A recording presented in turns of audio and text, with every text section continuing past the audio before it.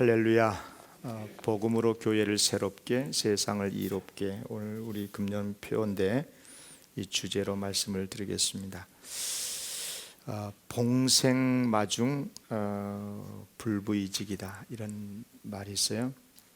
이 말은 이제 순자 권학 편에 나오는 말인데, 산밭에서 자라는 쑥은 누가 도와주지 않아도 곱게 바르게 잘 자란다, 이런 뜻이라고 그래요. 우리가 삼나무가 돼서 곱게 서 있으면 지 마음대로 크는 이 꾸불꾸불한 쑥도, 세상도, 쑥 같은 세상도 바르게 세워진다, 그런 의미라고 그래요. 또 이런 말도 있습니다. 문제 부모는 있으나 문제 아이는 없다. 무슨 뜻이겠어요? 우리의 가정이 산밭이 되어서 곱게 서 있으면 그 가정에서 자라는 자녀들도 곧게 바르게 자란다, 그런 뜻입니다. 우리 금년 교회 표어가 복음으로 교회를 새롭게 세상을 이롭게 라는 비전을 가지고 출발하는데요, 사실 이 비전은 우리 교회가 소속되어 있는 총회, 교단의 우리 교단 총회의 주제입니다. 부디 1년 동안 복음으로 교회를 새롭게 하고 세상을 이롭게 하는 비전을 꼭 이룰 수 있는 축복의 해가 되기를 원합니다. 다시 한번, 복음으로 교회가 새롭게 되고 세상을 이롭게, 우리 같이 크게 읽을까요? 시작. 복음으로 교회를 새롭게 세상을 이롭게. 아멘. 140여 년 전인데요, 1918년도에 스페인 독감이 전 세계를 강타를 했습니다. 그때 몇 개월 사이에 2천만 명이 죽었고요, 인도에서만 1250만 명이 죽었고, 미국에서도 55만 명 가량이 목숨을 잃었습니다. 당시 우리나라는 이제 일제 강점기 때였었으니까요, 나라를 잃은 서러움 중에 있던 우리도 그때 당시 우리나라 인구가 1700만 명 정도 됐는데 742만여 명이 감염됐었고, 그때 14만여 명이 사망을 했었습니다. 그렇지만 일제는 우리에게 어떤 의료 혜택도 주지 않았고 약 한 봉지 주는 사람이 없었던 참으로 가난한 나라였었죠. 이것이 이제 3.1 운동, 1901년 후 1919년 3.1 운동의 직간접적인 원인이 되기도 했다고 합니다. 그런데 그런 어려운 때에 한국에 주둔해 있었던 선교사님들, 그리고 비록 약하지만 한국 교회는 죽음을 무릅쓰고 전염병 환자들을 돌보고 절망에 빠진 백성들에게 다시 나라를 찾을 수 있다, 이런 희망을 외쳤습니다. 그러다가 붙잡히고 갇히고 많은 어려움을 당했죠. 심지어는 순교까지 하면서 교회와 나라를 살리기 위해서 충성했었던, 그게 우리 한국 초대 교회의 역사입니다. 고난받는 백성에게 진정 가장 위로가 되고 힘이 됐었던 친구, 그게 우리 한국 교회의 아름다운 역사입니다. 벌써 코로나19 팬데믹이 2년이 지나가고 있습니다. 그동안 백신이 개발돼서 1차, 2차 부스터샷까지 3차 접종도 하고, 또 이제 치료제도 개발돼서 곧 우리나라에 들어온다고 합니다마는 여전히 지금 우리의 사정은 참으로 요원합니다. 어떤 사람들에게는 말 그대로 고사 직전에 있습니다. 이미 문을 닫았고 이미 절망 가운데서 목숨을 끊고, 많은 사람들이 얼마나 고통을 당하고 있는지 모릅니다. 확진이 되면 마치 죄인이나 된 것처럼 숨어서 확진됐단 말도 못하고 숨어서 전화도 끊고 있는 주변의 사람들을 제가 봤습니다. 무슨 죄가 있어서 확진이 됐나 싶고 가족에게도 미안하고 친구들한테도 미안하고, 참으로 우리는 안타까운 시대에 살고 있는 게 틀림이 없습니다. 여러분, 어떻게 하면 좋겠습니까? 이럴 때 우리는 어떻게 생각을 해야 됩니까? 다시 한번 우리는 깊이 우리 자신을 점검해 봐야 됩니다. 교회가 무엇인가? 예수를 믿는다는 것은 무슨 뜻인가? 예수님을 믿고 하나님의 자녀로 살아간다는 것이 어떤 것인가? 지금이야말로 우리의 본질을 보여줄 때라고 생각을 합니다. 원인을 바깥에서 찾을 게 아니라 우리 자신 안에서, 내 안에서 찾아야 합니다. 그러나 불행하게도 교회는 지금 위기를 기회로 만드는데 실패를 하고 있습니다. 절망을 희망으로 만들지를 못하고 있고, 걱정, 근심, 상처를 느낀 세상을 치유하는 데 실패하고 있습니다. 오히려 교회가 사회의 혼란을 부추기고 걱정의 대상이 되고 심지어 질타 비난의 대상까지 되고 있지 않습니까? 죄송한 말이지만 사실 한국 교회는 코로나19 팬데믹이 시작하기 전부터 이미 위기 속에 깊이 젖어 들어가고 있었고, 많은 사람들에 의해서 염려의 대상이 되었던 것이 사실입니다. 다만 설상가상으로 코로나19 바이러스가 덮쳐서 절벽 연착륙을 하고 있을 뿐입니다. 물론 이와 같은 교회의 위기는 시대의 현상에 영향이 있습니다. 특히 우리나라의 사회적인 현상, 정치 현상과도 깊은 관련이 있다는 것을 우리는 압니다. 지금 우리나라는 전 세계에서 가장 낮은 출산율을 보이고 있습니다. 저출생 고령 사회에 이미 진입한 지 오래됐습니다. 2020년 말 기준으로 여성 1명이 가임기 동안 출산하는 신생아의 수를 나타내는 합계 출산율이 얼마인 줄 아십니까? 0.84명, 한 명도 안 됩니다. 이대로 가면 전문가들의 말하면 100년 안에 지구촌에서 가장 먼저 사라지는 나라가 될 수도 있다. 단순 산술적으로 보면 그렇다는 것입니다.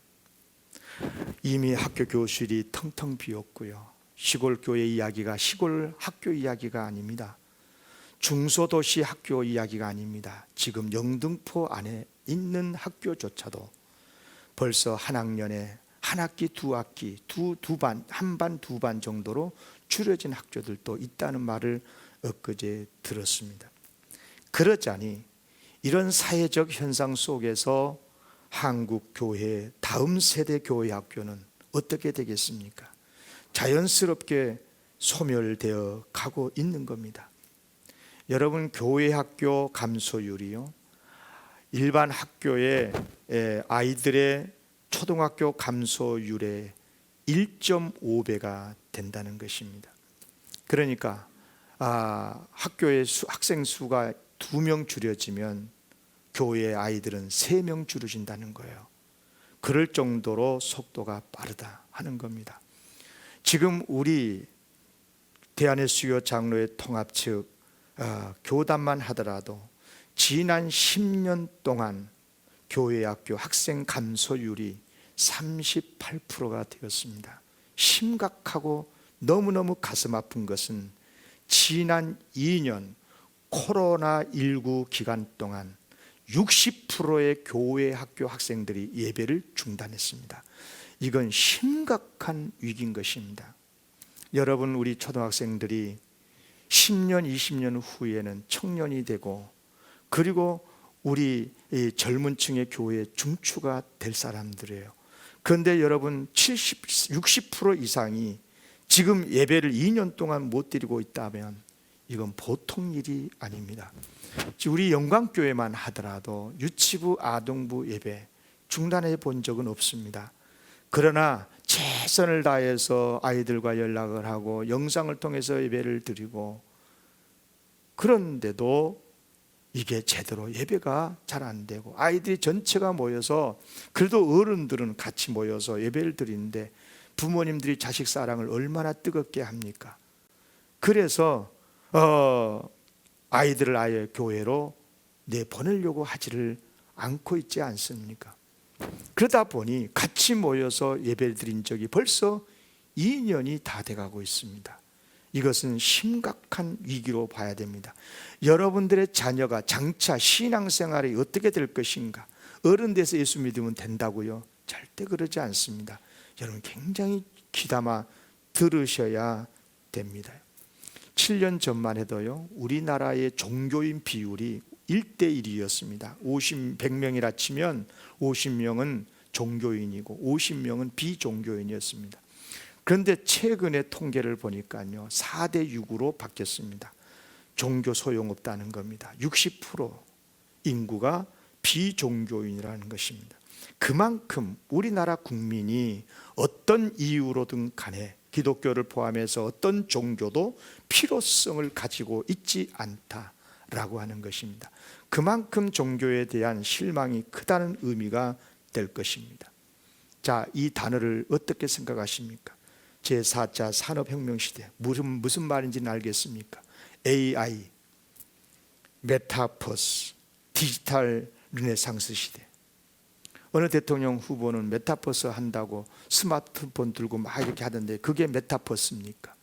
여러분, 도대체 말만 들어도 머리가 아픈, 도무지 교회가 상대하고 따라가기에는 너무나 시대 변화 속도가 너무 빠르고 있지 않습니까?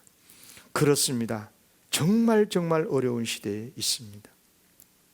우리가 예수님을 믿고 있습니다마는 이런 영적인 생태계 파괴도 파괴지만은 하나님이 창조하신 소위 이 땅의 모든 생태계, 교육 생태계뿐만 아니라 자연 생태계, 피조물, 바다, 육지, 하늘, 공기, 심지어 우리가 마시는 물까지 정말로 모든 생태계가 너무 다 심각하게 파괴되고 있다는 걸 여러분 아십니까? 우리나라는 지난 30년 동안 1도가 올라갔답니다. 우리나라 평균 기온이. 여러분, 기온이 1도가 올라가면 어떤 현상이 나타난 줄 아십니까? 그때마다 5천만 명이 물 부족 현상을 느낀답니다. 여러분, 매년 남극의 얼음이 수영장 7,760만 개만큼이나 녹아내리고 있고요, 매년 아마존에서 사라지는 산림의 양이 축구장 120만 개보다 더 많다라고 하는 통계를 엊그저께 봤습니다. 여러분, 어떻게 해야 되겠습니까? 영적인 생태계뿐만 아니라 우리의 삶의 터전인 이 지구촌의 생태계가 급속도로 무너지고 있다는 것입니다. 여러분, 어떻게 해야 되겠습니까? 별 수 없습니다. 본래로 돌아가야 되는 거예요. 본래로 돌아가야 된다. 복음으로 돌아가야 됩니다. 하나님의 창조 질서로 돌아가야 되는 것입니다. 생육하고 번성하라는 하나님의 말씀으로 돌아가야 되는 줄로 믿습니다. 사회 현상의 시대의 흐름에 따라서 살아가면 안 되는 거예요. 본래의 본질대로 회복해야 한다는 거예요. 돌아가야 되는 거예요. 돌아가야 돼요. 시대의 흐름에 따라서, 과학 발전에 따라서 그렇게 살아가니까 끝이 어딘지도 모르고 어느 날 갑자기 절벽을 만나게 되고 이렇다 이 말입니다. 여러분, 발전도 중요하지만 그 발전의 방향이 지금 옳으냐 그르냐, 정말 인류를 부흥케 하는 것이냐 아니면 망하게 하는 것이냐를 분명히 알고 발전도 해야 되지 않겠습니까? 여러분, 개인적인 성공만 그런 게 아니에요. 회사의 발전만 그런 게 아니에요. 국가의 비전도 마찬가지입니다. 이대로 가면 과연 끝이 어딜까를 알고 가야 되지 않겠습니까? 정말 자연은 하나님이 만든 세상입니다. 하나님이 이처럼 사랑하사 독생자를 주셨다고 했는데, 물론 그 근본은 우리 인간의 생명을, 영혼을 구원해 주시기 위해서 사랑하시는 하나님께서 독생자를 보내주셨다는 의미도 있지만, 우리가 살아가는 이 생태계, 이것도 구원하시기 위해서 주님이 이 세상에 오셨다는 것을 아십니까? 그런 의미에서 교회는 우리의 영혼 구원을 위해서도 하나님이 창조하신 이 땅의 모든 피조 세계를 구원하는 데 있어서도 앞장서야 할 줄로 믿습니다. 특히 기후 위기 해결에 정말 교회가 기도해야 되는 것인 줄로 믿습니다. 영적으로는 당연히 생명 걸고 예배 본질을 회복해야 할 것이고, 교회의 본래의 모습을 회복해야 되고, 복음으로 이렇게 교회가 새롭게 되어질 때, 그럴 때 이른바 교회의 공공성을 회복하게 될 것이고, 복음으로 우리 교회가 세상을 이롭게 하는, 그래서 세상의 칭송을 회복해야 되는 것인 줄로 믿습니다. 정말이지 우리 교회가 역사의 리더, 그리고 이 시대를 선도하는 교회가 꼭 되어야 합니다. 그래서 다시 한번 따라하겠습니다. 복음으로 교회를 새롭게, 세상을 이롭게. 아멘입니까? 어느 시인의 식구에 이런 말이 있습니다. 유명한 시인의 시입니다. 내려갈 때 보았네, 올라갈 때 보지 못한 그 꽃. 올라갈 때는 보지 못했다. 잘 나갈 때는 안 보였다는 것 아니에요. 형통할 때, 건강하고 젊을 때는 안 보였었어요. 없어서 안 보인 게 아니라 안 보인 거죠. 있었는데 안 보였었어요. 부흥하고 발전할 때는 보이지 않는 게 많습니다. 그러나 이제 내리막길 보이기 시작하더라는 것. 올라갈 때 마땅히 보였어야 할 꽃들이 보이기 시작을 했다. 위기를 맞고 보니 별것 아닌 것 같은 직장이, 내가 이 직장 없으면 먹고 살 데가 없는 줄 아냐? 가볍게 여겼던 작은 직장이 얼마나 귀하고, 가족이 얼마나 소중하고, 일상이 얼마나 값진 보배로운 삶이었는가를 내리막길에서야 보이기 시작하더라. 그런 이야기 많이 듣지 않습니까? 막상 건강이 무너지고 보니까 건강이 얼마나 소중한지를 알게 되고, 가족을 잃고 보니 가족이 얼마나 소중한 줄을 알게 되고, 비록 작은 교회지만 교회에서 함께 모여 예배하고 찬양하며 교제하며 말씀 나누는 것이 얼마나 귀하고 귀한 영적 생활이었는가를 코로나 세월 속에서야 비로소야 깨닫고 있더라 이 말입니다. 그게 보이기 시작을 하고 있는 거예요. 그런 의미에서 저는 결코 이 코로나 위기를 절망으로 해석하지 않습니다. 오히려 다시 복음으로 돌아가고 다시 하나님의 질서로 돌아가게 하시는 하나님의 축복의 통로인 줄로 믿습니다. 내려막길에 내려가는 이 길에서 그동안에 보지 못했던 일상의 소중함을 알게 되었다면, 예배의 소중함을 알게 되었다면, 교회에서 함께 예배드림이 얼마나 값진 일이라는 것을 알게 되었다면, 이것이야말로 하나님의 축복이 아니고 무엇이겠습니까? 여러분, 지금 세상은요 우리에게 손짓하고 있어요. 제발 제발 너희들 먼저 새로워져라, 교회가 새롭게 되라, 그리고 와서 우리를 좀 도와줘, 우리를 제발 복되게 좀 해줘 라고 지금 소리치고 있더라 이 말입니다. 그러므로 우리는 복음으로 교회가 먼저 새로워져야 되는 것입니다. 그리고 공적 신앙으로 회복되어져서, 사실 우리가 예배 때마다 사도신경으로 신앙을 고백을 했어요. 여러분, 신앙 고백할 때 또박또박 그 의미를 새기면서 고백하고 있나요? 사도신경 마지막 부분에 보십시오. 나는 성령을 믿으며, 그 다음에 뭡니까? 나는 거룩한 공교회를 믿사오며. 거룩한 공교회를 믿는다고 우리는 늘 예배드릴 때마다 사도신경으로 신앙을 고백했으면서도 정말 나의 신앙이 공교회의 신앙이었었습니까? 나의 개인적인 구원의 신앙만 있고 나만 잘 되면 되고 예수 믿어서 형통하기 위한 복음으로 이해했지, 공교회로서의 사명을 여러분 신앙으로 고백을 하셨습니까? 그런데 내리막길에 서보니 교회의 공공복음의 의미를 알게 되고 보이기 시작하더라는 거예요. 여러분, 교회가 뭐예요? 복음이 무엇입니까? 예수 그리스도가 당연히 복음이지요. 예수로 말미암는 구원, 예수를 믿음으로 얻는 평화, 예수를 믿음으로 가게 되는 하나님의 나라, 그래요 모든 믿는 자에게 구원을 주시고 평화를 주시는 하나님의 능력이 복음인 게 맞습니다. 그러나 복음에는 동시에 이 세상을 복되게 하고 이롭게 하는 것이라는 것을 아십니까? 여러분, 결코 내 이기심이나 내 욕망이나 채우는 복채가 복음이 아닙니다.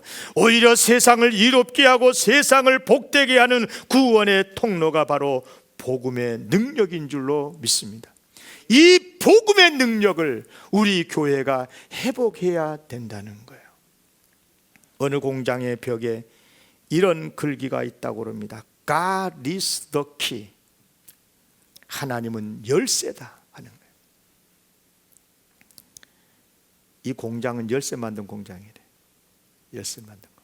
참 믿음의 귀한 사람이 운영하는 회사인 것 같습니다. 그렇습니다. 우리의 앞을 가로막고 있고 우리의 일상을 자물통으로 잠가버리고 희망을 다 잃어버리게 만드는 코로나 세상이지만, 그러나 우리 주님은 열쇠가 되시는 줄로 믿습니다. 예수 복음은 열쇠이다. 우리 한번 크게 한번 영어로 하지 말고 한글로 해봅시다. 하나님은 열쇠이다. 다시, 하나님은 열쇠이다. 그래서 예수님은 유앙겔리온, 좋은 소식 복음인 거예요. 아멘. 예. 이제 우리는 이런 예수님을 믿고 있으니 믿는 하나님의 자녀의 공동체로서의 교회가 무엇을 해야 되느냐? 예수를 믿고 산다는 것이 어떻게 사는 것이냐? 하나님의 자녀로 산다는 것이, 빛이 되고 소금이 된다는 것이 무엇을 의미하는 것인지를 실제적으로 세상에서 보여주어야 할 차례가 됐다라고 생각을 해요. 어떤 경우도 우리 그리스도인의 입에서는 잘못되어진 세상을 향해서 탄식은 할망정, 비난하거나 박해하거나 세력화해서 세상과 싸우면 안 돼. 초대교회가 스데반 집사를 돌로 쳐 죽였습니다. 예루살렘 성전 유대교 지도자들이. 야고보 사도를 죽였습니다. 목베어서. 베드로 사도를 가두고 죽이려고 했습니다. 그래서 그때 예루살렘 교회 성도들의 숫자가 얼마인 줄 아십니까? 3,000명, 5,000명. 그 많은 사람들이 가서 데모했습니까? 왜 핍박하냐고? 여러분, 교회는 그런 공동체가 아닙니다. 교회는 비록 그들이 교회를 향하여 박해를 할지라도 그들을 위해서, 그들의 구원을 위해서 기도하고 눈물을 흘리면서 그들을 주님께로 품고 주님 사랑으로 섬겨야 하는 게 교회인 줄로 믿습니다. 언제부터 교회가 정치 집단이 돼가지고 세상과 같이 싸우고, 이것은 정말 교회가 타락해도 보통 타락한 게 아닌 거예요. 정치 잘하고 있다는 뜻이 아니에요. 지금 이 사회가 바르게 가고 있다는 뜻이 아니에요. 너무너무 잘못돼 간 게 많아요. 그럼에도 불구하고 교회는 이런 잘못되어진 이 세상을 향해서 주님의 희망을 선포하고 복음을 선포해야 되는 것인 줄로 믿습니다. 교회는 그런 것이에요. 여러분, 교회가 어려워졌다고 해서 넘어진 상태로 탄식하며 비판하면서 실패한 날이나 기다리고 있으면 절대 안 됩니다. 이축되어 가지고 숨어 있어도 절대 안 되는 것입니다. 오히려 복음의 사람답게 일어서야 됩니다. 믿음을 가지고 행진해야 될 줄로 믿습니다. 지난 주간 월요일 1월 3일 총회 시무식이 100주년 기념관에 있었습니다. 여러 가지 순서에 있었고 마침 그 자리에 노량진 교회 리민식 원로 목사님의 신년 덕담이 있었습니다. 증경 총회장님으로서 올해 만 98세 곧 백수가 되시는 어르신입니다.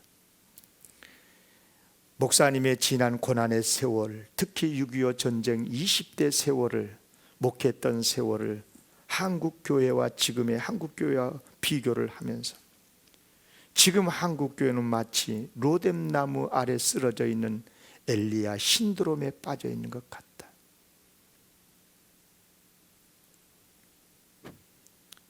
이스라엘은 이제 끝났다. 나만 남았다 하면서 죽기를 구했었던 엘리야와 같다는 것입니다. 그러나 사실 바알 아세라 우상에게 무릎 꿇지 않고 입 맞추지 않은 선지자가 하나님의 백성이 7천 명이나 남아 있었는데, 사람이 아무리 과거에 하늘에 불을 내리게 했던 기도의 사람이었고 능력의 사자였다고 하더라도 누구를 막론하고 절망에 사로잡혀 버리면 이렇게 된다는 것입니다. 그러면서 제발 한국교회요, 목사요, 절망에서 일어나시오. 깨어나야 한다고 백수다시다 되신 어르신이 절규를 하는데요, 얼마나 마음이 미어졌는지 모릅니다. 이 목사님은 6.25 사변 때 목회를 했던 것을 조목조목 언급하면서 그때만큼 한국교회가 어려움을 당할 때가 없었대요. 일제강점기 36년 동안 모진 고통을 당했고,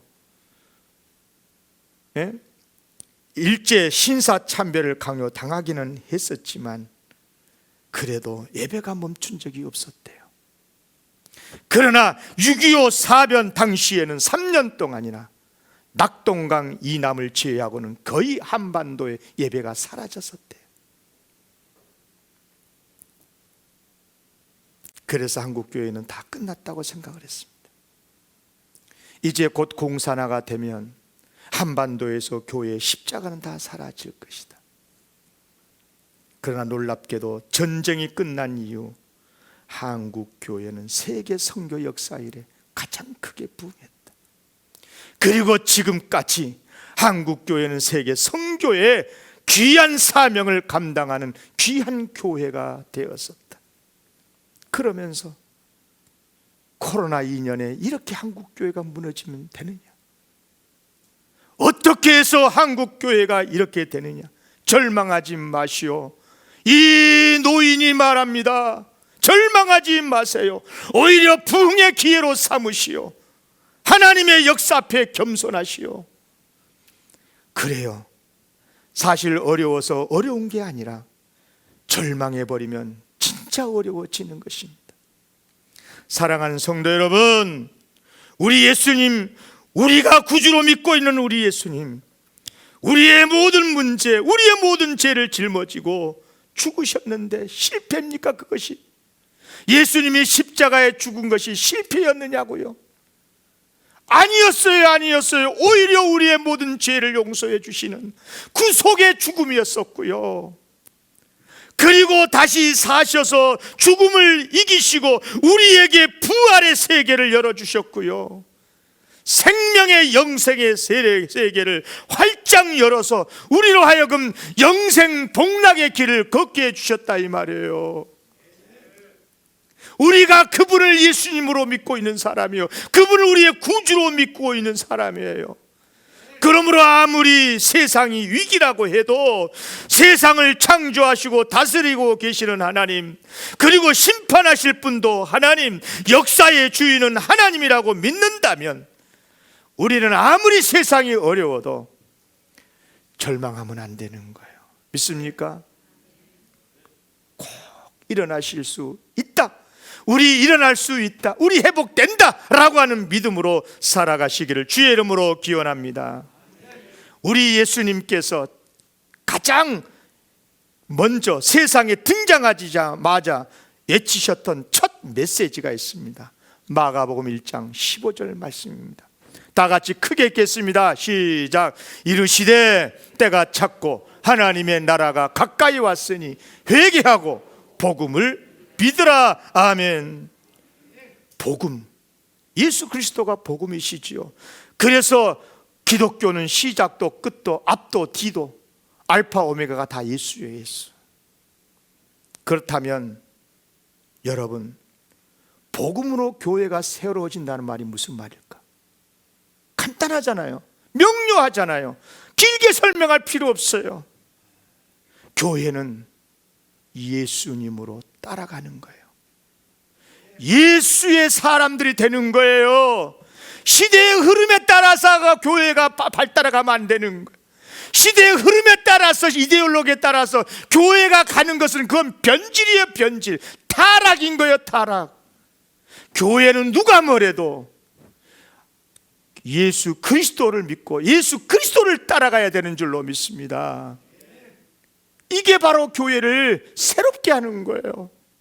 우리 영광교회 안에 예수님 말고 다른 이데올로기가 너무 많이 들어온 것 아닙니까? 인권이란 이름으로 시대가 변했다네 동성애 집회를 서울시 광화문에서 할 수가 있습니까, 여러분? 그러니까 그렇게 해야 됩니까, 교회가? 아니요. 아무리 시대가 변해도 아닌 건 아닌 거예요. 그러니까 개혁, 회복, 이건 뭐냐고 본래로 돌아가는 거예요. 본래로. 아멘. 꼭 기억하셔야 되는 겁니다.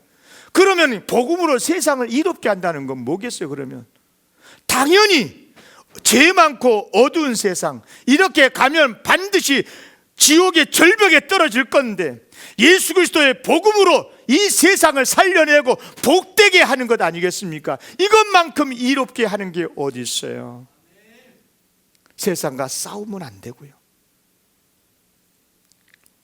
그래서 예수님은 교회를 새롭게 하고 세상을 이롭게 하는 마스터 키가 되는 줄로 믿습니다. 키라고 하니까 오해하지 마세요. 예수님이 열쇠라고 할 때 나만을 위해 쓰는 고간 열쇠를 말한 게 아니에요. 일시적이고 현세적인 욕망을 채우기 위한 열쇠도 아니에요. 물질주의, 지상성장주의, 기복주의 절대 아니에요. 오히려 열쇠라고 하면 가족을 살리는 열쇠, 교회를 새롭게 하는 열쇠, 이웃을 살리고 시대를 살리고 하나님의 나라와 하나님의 영광을 위해서 사용되는 복음의 열쇠, 이른바 믿는 모든 사람을 구원하되 사회를 새롭게 하고 이롭게 하고 공동체를 구원하고 나라와 민족을 향하여 희망을 주는 열쇠, 이게 복음의 능력인 줄로 믿습니다. 봉생마중이면 불부이직이라. 우리가 산밭이 되면 좋겠습니다. 우리 영광교회가 산밭이 되기만 하면 지 마음대로 크는 쑥도 곱게 자라게 될 줄로 믿습니다. 사도행전 2장 42절에서 47절까지 말씀을 볼게요. 그들이 사도의 가르침을 받아 서로 교제하고 떡을 떼며 오로지 기도하기를 힘쓰니라. 사람마다 두려워하는데 사도들로 말미암아 기사와 표적이 많이 나타나니 믿는 사람이 다 함께해서 모든 물건을 서로 통용하고 또 재산과 소유를 팔아 각 사람의 필요를 따라 나눠주며 날마다 마음을 같이하여 성전에 모이기를 힘쓰고 집에서 떡을 떼며 기쁨과 순전한 마음으로 음식을 먹고 하나님을 찬미하며 또 온 백성에게 칭송을 받으니 주께서 구원 받은 사람을 날마다 더하게 하시자. 이 말씀은요, 회개하고 예수 그리스도를 믿어서 복음을 믿어서 세워진 최초의 지상교회, 예루살렘 초대교회 모습을 말하고 있어요. 자 보세요. 어떤 교회입니까? 사도의, 성경 구절 다시 띄워요. 사도의 가르침을 받아, 사도의 1번 사도의 가르침을 받아 하나님의 말씀에 가르침에 순종하는 교회. 모든 물건을 서로 통용하고 서로 필요를 채워주는 교회, 날마다 성전에 모이기를 힘쓰고 예배에 힘쓰는 교회, 집에서 떡을 떼며 가족같이 사랑이 넘치는 교회, 그래서 하나님을 찬미하며 높이며 온 백성에게 칭송을 받은 교회, 이런 교회가요 본래 교회의 모습이에요. 여러분, 이런 예루살렘 교회 사정에 항상 모든 게 형통했는가? 그렇지 않았어요. 이런 교회가 있었던 그때 당시 예루살렘 주변의 사정은 온갖 고난 시련의 문제로 소용돌이치고 있었고요, 심지어 예루살렘 교회 안에도 자체적으로 문제도 있었어요. 그럼에도 불구하고 다시 엎드리고 복음의 날개를 달고 주님의 임재 속에서 창공을 나르는 예배의 영광을 누리고 사랑의 교제를 하고 서로의 필요를 채워주면서 기적과 능력을 체험하는 교회, 이게 바로 교회의 원형이라는 거예요. 옛말에 빈한 주인이라는 말이 있습니다. 빈한 주인, 내 안의 주인공을 자주 불러 대면하라, 그런 뜻이에요. 여기서 주인은 내 마음, 내 안의 주인, 그러니까 내 마음 주인하고 정면으로 맞서라는 거예요. 네. 자기의 주인, 자기 마음 중심과 정면으로 맞서라. 그렇지 않으면 인, 안 보는 것, 이 듣는 것, 비 맞는 것, 설 말하는 것, 신, 몸, 의, 뜻, 이 6가지 문이 활짝 열려서 나를 끌고 갈 거다. 잘못된다는 거예요. 여러분, 우리 안에 계신 내 생명의 주인은 누굽니까? 예수 그리스도십니다. 예수님의 복음과 직면해야 돼요. 예수님과 딱 맞아 대면을 해야 되는 거예요. 신앙은 그렇게 출발하는 겁니다. 그렇지 않으면 아무리 교회를 다니고 그리스도인이라고 해도 세상에 보이는 것에 보이는 것 때문에 낙심하고, 세상에서 들려지는 소리 때문에 염려하고, 세상에 하는 말 때문에 상처받고, 그렇게 되면 우리의 몸도 우리의 뜻도 다 헛된 것에 끌려다니게 된다는 거예요. 이런저런 이념에, 이런저런 사람들의 생각에, 시대의 변환에 끌려다니는 교회가 돼버리고 만다. 정말 무서운 말입니다, 여러분. 사랑하는 성도 여러분, 다시 복음으로 일어서기를 기원합니다. 주님의 은혜와 능력으로 다시 일어서십시다. 우리 교회 새롭게 될 수 있고요, 세상을 이롭게 하는 교회 될 수 있습니다. 그런 축복의 2022년 한 해가 되시기를 주의 이름으로 기원합니다.